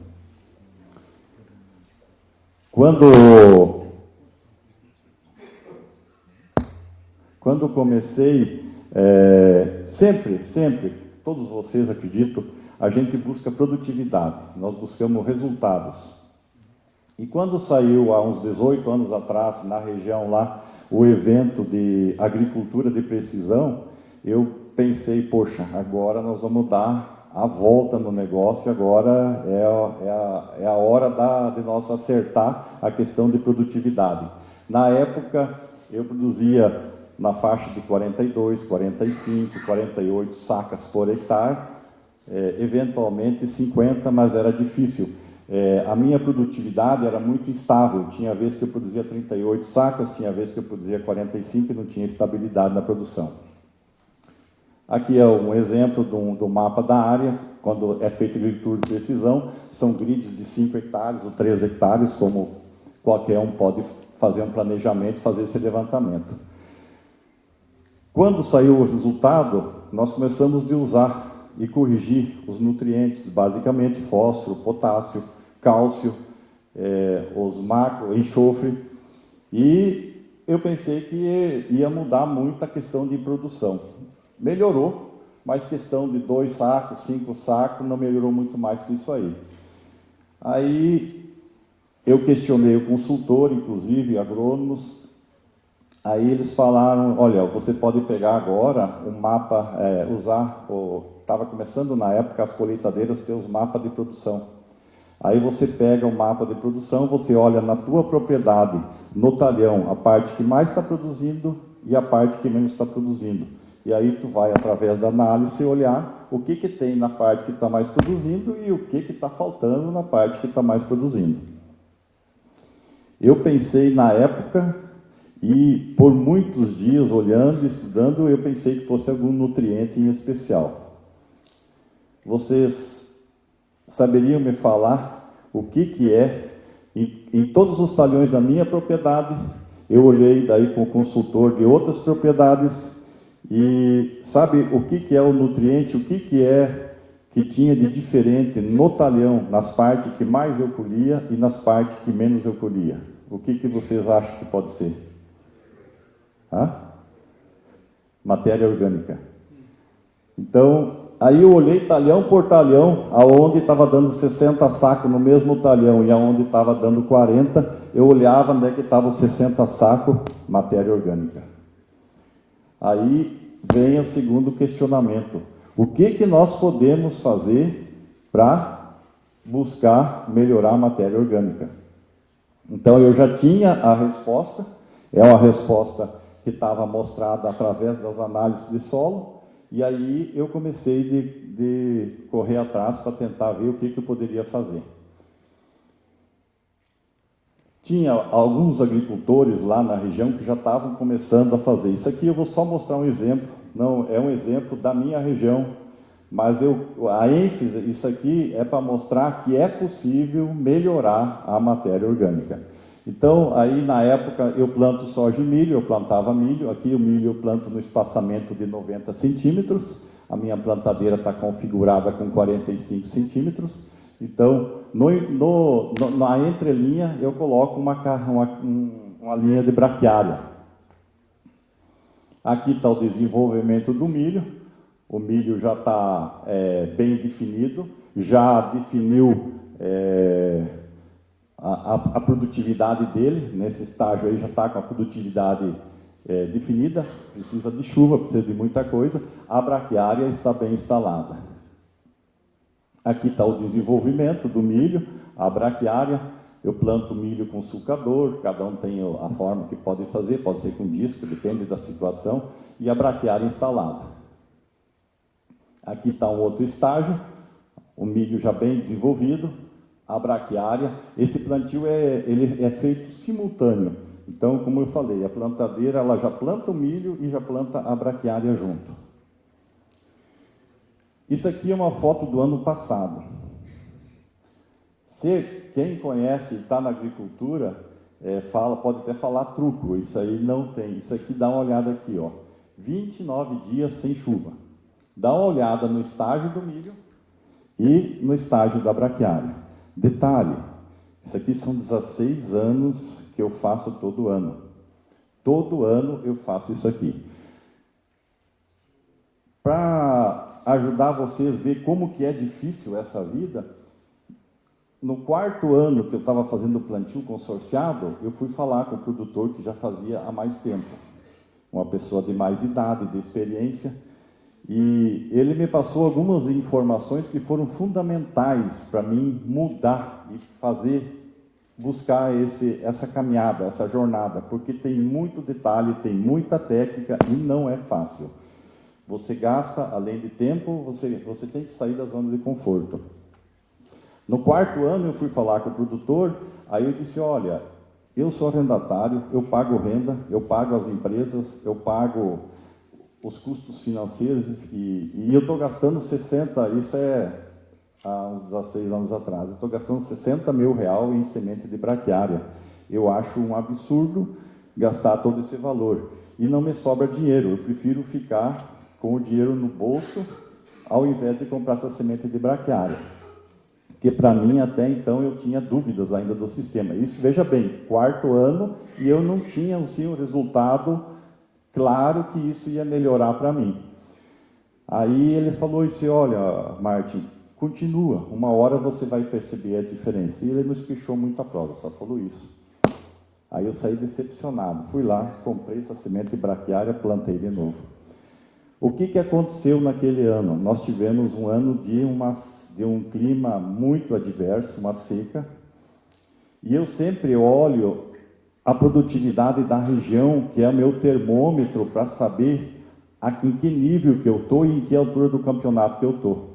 Então, se a produtividade da minha região é 30 sacos, e eu estiver colhendo 30 sacos, tudo bem, eu estou dentro, mas posso melhorar. Se eu colher 35 e a média for 30, eu estou até melhor, mas posso melhorar ainda. Agora, se eu produzir menos que 30, o mercado vai me tirar fora. Isso é fatal, isso é fatal. Naquele ano, o que aconteceu? Aquele ano, a média da região de soja em Maracaju foi 32 sacas por hectare. Calculam que média eu tive nesse ano. Eu colhi 48 sacas de soja por hectare de média. É média, entendeu? E o que empurra nós para frente é a produção, não é conversa. Então, essas coisas eu quero passar para vocês olhar, e que nem a gente viu ontem, os problemas que o Rio Grande está enfrentando, para tirar vocês e botar uma pulguinha atrás da orelha, né? Hoje a situação é essa, porque aqui tem um histórico, o solo tem memória. Então, essa situação desse milho, esse foi um milho que eu produzi ano passado, deu 95 sacas líquido. É milho de sequeiro, é milho plantado de safrinha. Olha o tamanho da espiga do milho, olha a estrutura do milho, e a braquiária está ali fazendo o papel dela. Aqui o milho está seco, pronto para a colheita, a braquiária está instalada já no sistema. Do lado esquerdo tem um pedacinho onde é que foi feita a colheita. Aí, numa sequência, aqui a máquina está colhendo o milho, e a braquiária já fica instalada. Aí você vai manejar essa braquiária, se você vai passar um rolo faca, se você vai logo dessecar ou não, você vai ver o desenvolvimento, que um ano é diferente do outro. Questão de clima e desenvolvimento da cultura. Essa aqui é a minha situação de plantio. O meu solo, para vocês terem uma ideia, é um solo de 55%, 60%, até 65% de argila. É muito parecido com o solo do Rio Grande. Porém, é um solo só mais fraco, não é fértil como o solo do Rio Grande do Sul, Paraná e Santa Catarina. Só que nessa condição aqui, isso aqui, para mim, é melhor do que um seguro, quando eu vou fazer um financiamento no banco. Isso aqui, para mim, é segurança. E um detalhe que esse produtor falou para mim, ele disse, eu disse, mas o que o senhor tem visto assim, no uso da braquiária, de uma boa cobertura, o que o senhor tem visto esse margem? Faz mais de 10 anos que eu não colho menos que 50 sacos de média. Aí eu caí sentado, pensei, poxa, mas o senhor não teve seca? O senhor não teve problema climático? Não, eu tive, mas eu colho 58, 60, 60 e pouco, mas nunca colhi menos que 50. Então isso foi assim uma coisa que me abriu os olhos e me deu segurança para mim buscar fazer o que ele vinha fazendo. Aqui, se der uma chuva de 80 milímetros, se der uma chuva de 150 milímetros, se der uma chuva de 200 milímetros, qual que é o impacto que vai ter no solo aí? Aqui, no máximo, se tu vê sair lá embaixo, na baixada, vai correr água limpa, se for um volume muito grande de chuva. Mas aqui nós temos o quê? Nós temos a proteção do solo, nós temos um ambiente de temperatura para os micro-organismos. Essa palhada serve de alimento para os micro-organismos. O volume, a braquiária tem um diferencial, porque o volume de massa que ele tem na área, e nós só enxergamos o que nós vemos, que é a parte superficial. Mas o mesmo volume de massa que tem superficial, ela tem em raiz. Então, veja bem, são duas coisas que nós estamos trabalhando. Quando nós dessecamos a braquiária ou passamos o rolo faca, essa raiz que está no solo, futuramente vai virar canal para descer água, para infiltração de água, para descer nutriente, entendeu? E as próprias raízes são formadas por nutrientes. Então, quando elas morrem, elas vão reciclar, elas fazem o processo de tanto trazer de baixo para cima, como construir o perfil do solo. Eu vou mostrar algumas informações a mais. Esse aqui é uma toceira de braquiária. Esse aqui é um trabalho fantástico. Eu olho assim, eu gosto de olhar detalhes. Veja bem o trabalho que a raiz está fazendo no solo, no sentido da descompactação. Isso é uma coisa que a planta está fazendo de graça para mim. Por quê? Porque eu instalei ela lá no meu ambiente, entendeu? Isso aqui é uma perfuração de coleta de solo, e se vocês conseguirem observar, o meu solo é um solo argiloso, como eu falei. Ali você observa a parte inferior ali, o tanto de argila que é. Agora você observa um detalhe, esses 10 centímetros superiores ali, a transformação que está ocorrendo nesse solo. Está aí a imagem, é só você olhar ela, observar. Então você vê como que está formando, a matéria orgânica está formando agregados, e esse é o processo. Isso aqui é uma foto do ano passado, eu comprei a semente aqui, eu gosto de comprar semente do Rio Grande do Sul, por questão de vigor e germinação. São melhores do que do Paraná. As melhores sementes é Rio Grande do Sul e Santa Catarina. Paraná é boa também, mas já começa a não ter o mesmo potencial. Então eu dou muito valor. Esse aqui foi o pessoal aqui, eu não lembro, acho que, não sei se é Pejuçara, de onde que é, Tarentinho, uma coisa assim, o pessoal que tem a sementeira aqui. Esse aqui é o NEL 661, não sei se vocês conhecem. Aqui, olha o desenvolvimento, aquela reguinha, o tamanho que ele desenvolveu o ano passado. Nós não tivemos, ano passado, um ano bom de chuva. E vou mais longe ainda, para vocês terem uma ideia, Esse soja aí está com 11 plantas por metro. Esse soja aí está com 3 aplicações de Maxel, que é um redutor de crescimento. Então, depois desses anos de arranjo, eu usei, no passado, já usei pó de rocha, uso biológico, a multiplicação. Para vocês terem uma ideia, eu comecei com um laboratóriozinho com 2 caixinhas, daí fui para 3, aí tem um outro, segunda geração foi para 6, e depois tem um outro do lado, quando eu faço a multiplicação das comunidades, que aprendi no gás, foi a hora que eu entrei no gás. Professor Celso Tomita. Então, aqui está o soja, desenvolvimento do soja. Isso aqui é uma estrutura do soja, o que eu busco fazer. Aqui vocês podem ver a foto isso aqui é o que o agricultor, quando vê isso aqui, eles chamavam isso aqui, que quando o soja conseguia formar essa penquinha em cima, na época chamava F1000, porque quando dava o soja assim, podia saber que era um soja, na época 50 sacos era muito soja, né? E aí já sobrava um dinheiro para comprar uma caminhonete, né? Sistema radicular.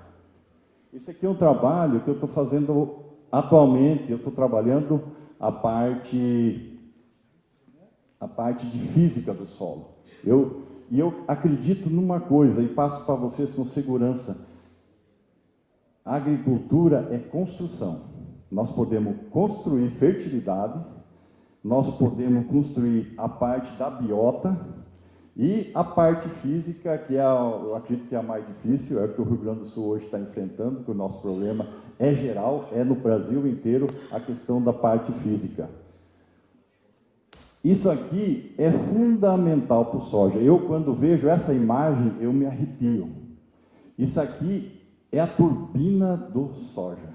Qual que é o nutriente que o soja mais precisa para altas produtividades? Qual que é o nutriente que ele mais exige? Nitrogênio. Entendeu?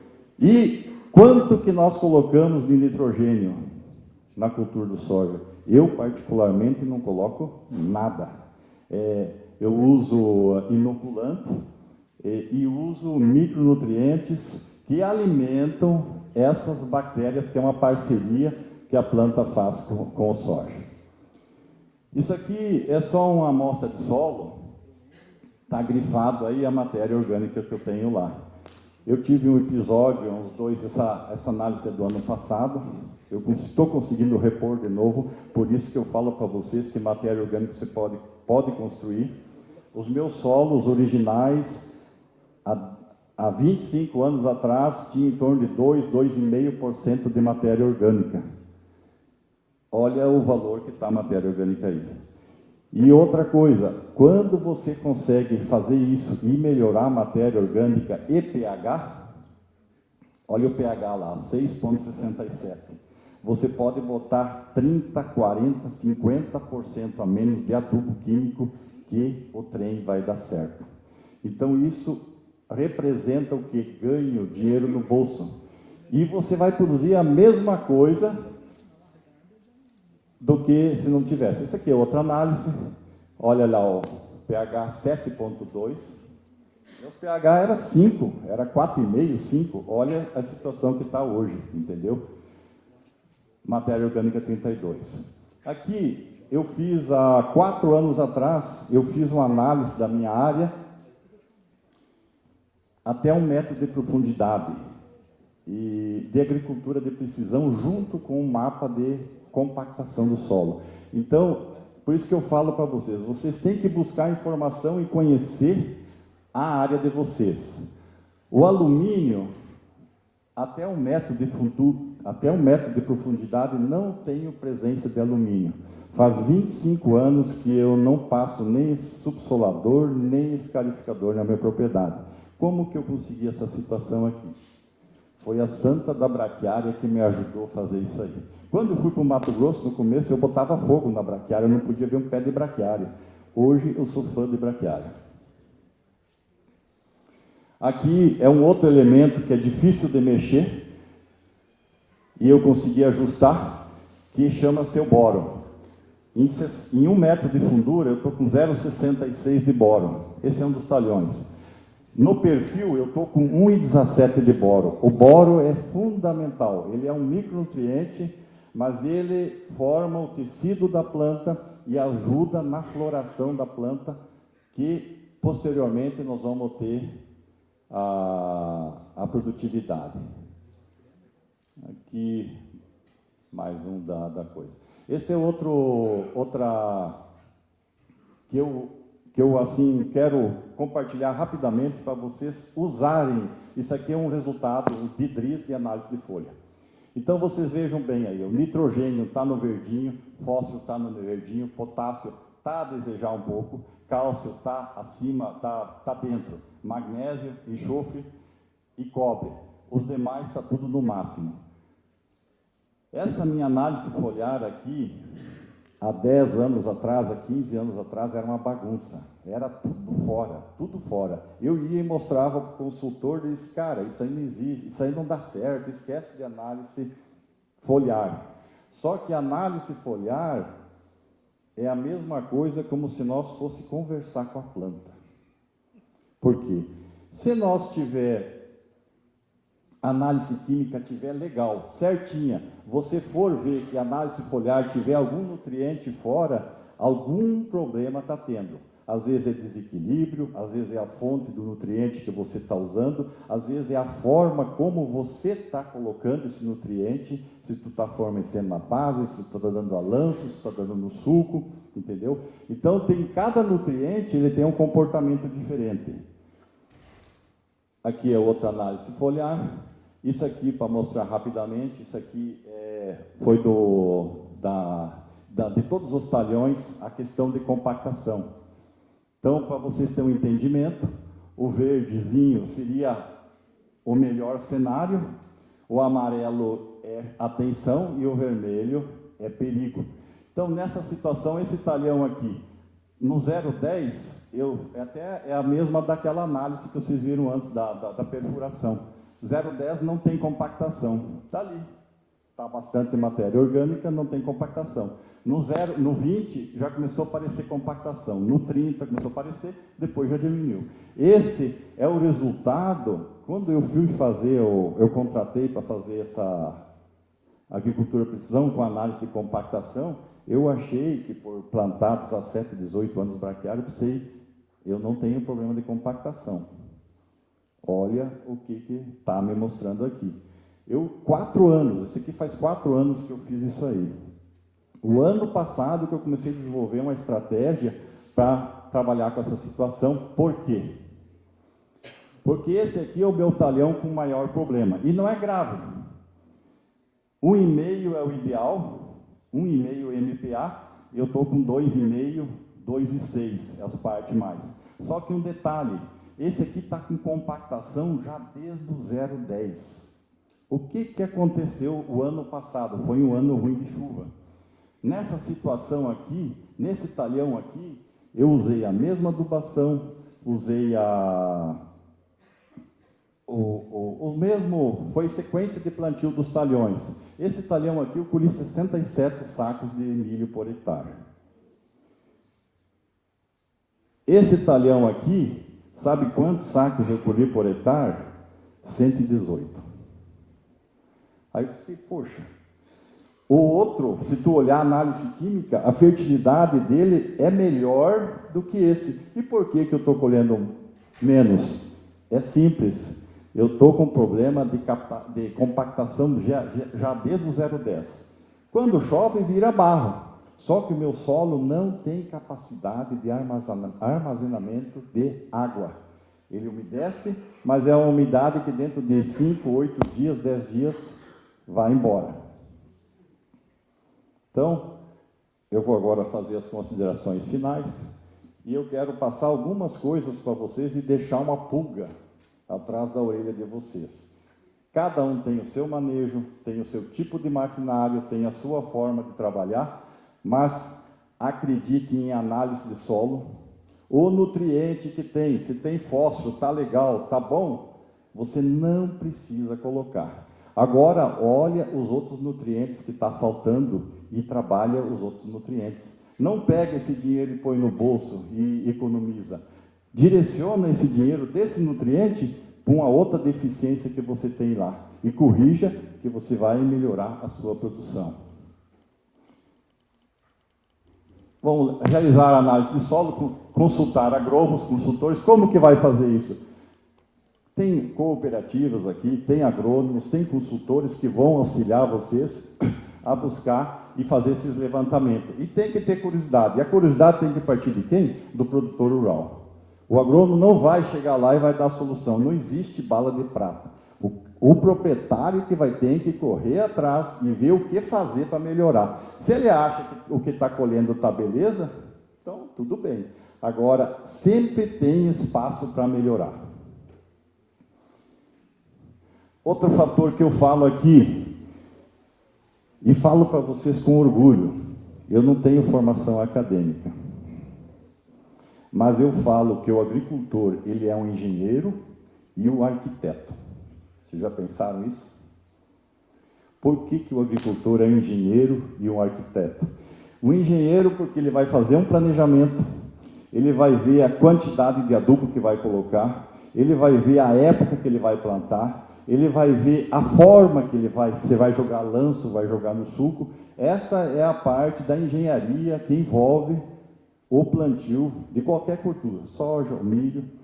E a parte de arquitetura? A parte de arquitetura, ela está no arranjo espacial que você vai dar das plantas. Espaçamento.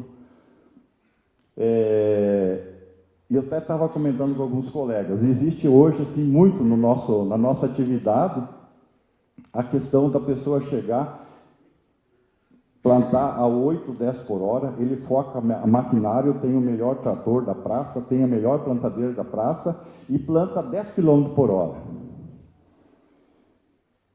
Deu a abertura de plantio, dali 15 dias ele está sentado lá ou está enroscando uma canoa na caminhonete para ir pescar. Plantou e está comemorando já. Agora, isso não quer dizer produtividade. Isso aí não quer dizer produtividade. E ele planta, por uma questão de segurança, bota 18 plantas por metro, porque se nascer 14 está bom, se nascer 12 está bom, e se nascer 10 está bom. Só que ele nunca foi avaliar aonde tinha mais planta, e aonde tinha menos, aonde que deu mais, e o resultado de todo esse movimento. Eu planto hoje com 10 plantas por metro. Tenho muito medo. Passo medo porque não sei se vai chover, como que vai ser. Mas para mim hoje, quanto mais ralo, mais saúde a planta tem e melhor é o resultado. Isso aqui é uma sugestão rapidona para vocês, então. Eu faço cada 4, 5 anos agricultura de precisão de toda a área e eu desenvolvi junto com o agrônomo, eu considero isso aqui. Vamos sugerir, pode ser talhão de 5, 10, 15, 50, 100, 200 hectares. Eu tenho em torno de 12 pontos, cada X desse aqui é um ponto. Aí vocês falam com o agrônomo, com o consultor, vocês georreferenciam esses pontos aí, e toda vez que vocês vão fazer a coleta desse talhão, vocês fazem dos mesmos pontos, mas você faz uma coleta só. Fica muito barato, uma coleta de análise química hoje vai ficar R$50, R$60. Só que eu chego a fazer das minhas áreas 2 vezes por ano, 3 vezes por ano análise, para mim ver o que eu estou botando, se está dando certo, o nutriente que eu estou jogando, se está dando resposta. E eu, por exemplo, eu não acredito, o cara chega lá, ó, tem esse produto aqui, funciona, vai dar tanto saco a mais, vai dar, eu escuto mais um pouco, se eu ver que tem fundamento, eu vou lá e coloco. Mas eu faço uma análise antes do solo e faço uma análise depois. Eu faço análise foliar antes e uma depois, para ver se realmente vai me entregar. Se não vai me entregar, tchau, obrigado, nunca mais. Então isso aqui é uma coisa que vocês podem usar, não fica caro, isso é questão de se organizar, vocês podem ter no aplicativo de vocês. E esse é o outro exemplo que para vocês fazer coleta de folha. Então você pega uma moto ou vai a pé, depende do tamanho do talhão. Aqui está as passadas do pulverizador. Cada passada você entra aí, e coleta aí 3 trifólios, 4, no total, no mínimo, uns 15, 16 trifólios, de cima para baixo da planta do soja, o terceiro, quebra ali e põe num saquinho de papel. E daí a junta vai fazendo esse levantamento e leva para fazer análise. Isso aqui é um recado que nem fala o Eduardo, o biólogo Eduardo, é para provocar. E me toca muito essa situação aqui quando eu leio. Aquela pequena frase lá. Solos fortes sobrevivem. Isso aqui dá para entender de várias formas. Vamos à primeira. Solo forte sobrevive. Um solo bem cuidado. Porque o solo tem vida, então nós temos que ter cuidado com ele. E para o agricultor, o maior patrimônio é solo, não é maquinário. Não é maquinário, é solo. O maquinário é uma ferramenta que você vai usar. Solos fortes sobrevivem e num contexto assim, essa é a nossa realidade. Só os fortes vão sobreviver. Então, vamos se mexer, vamos levantar informação e vamos aplicar informação. Esse aí é o que eu queria passar. Se alguém tiver alguma dúvida, depois pode perguntar. O Daniel, o Chapeta aqui, todos fizemos a apresentação e estamos disponíveis. Nós estamos aqui passando o que a gente faz com muita sinceridade e com um trabalho bem consciente e esperamos que todos conseguimos evoluir e crescer. Obrigado.